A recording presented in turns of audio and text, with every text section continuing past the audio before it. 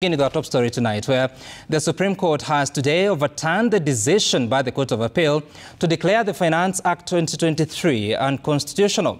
In a decision considered a big win for the government and a blow to taxpayers, the seven-judge bench dismissed the appeal on grounds that there is no law governing the public participation. The ruling comes barely a week after courts okayed the housing levy, as Emmanuel Toh now reports. The decision delivered by the 7 Supreme Court judges on Tuesday evening hands the government a crucial victory and taxpayers a severe blow, as payslip deductions now stand affirmed by the country's highest court. The Court of Appeal had declared the Finance Act 2023 in entirety as unconstitutional, null and void, citing lack of public participation. In their judgment, the Supreme Court judges led by Chief Justice Martha Koome said, quote, the bill was subjected to public participation, which was adequate and satisfactory, taking into account the circumstances of enacting a Finance Act. To this extent, we find there was no basis to declare the entire act unconstitutional. The court further admitting to a lacuna in law governing the public participation process, stating that Parliament ought to put in place a legislative framework to regulate the process of public participation as envisaged under the Constitution.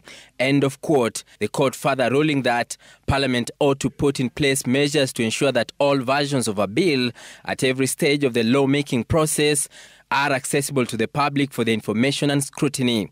The judges further held that, as a matter of good practice, Parliament should put in place reasonable measures for the consideration of proposals, views, suggestions, and comments received during a public participation exercise. From the onset, the discussion questions on the threshold of public participation have been a subject of ongoing litigation, with Parliament still in the formative stages of enacting the law, which was last at the Attorney General's desk for advice. The 53 respondents at the Apex Court, led by Busia Senator Okiya Omtatah, had argued that the decisions by the Court of Appeal to declare the law unconstitutional was the right position, stating that the process was rushed and did not consider all the views from Kenyans. The Court of Appeal ruled the Finance Act 2023 unconstitutional on July 31st, 2024, stating that Parliament failed to provide reasons for accepting or rejecting public proposals.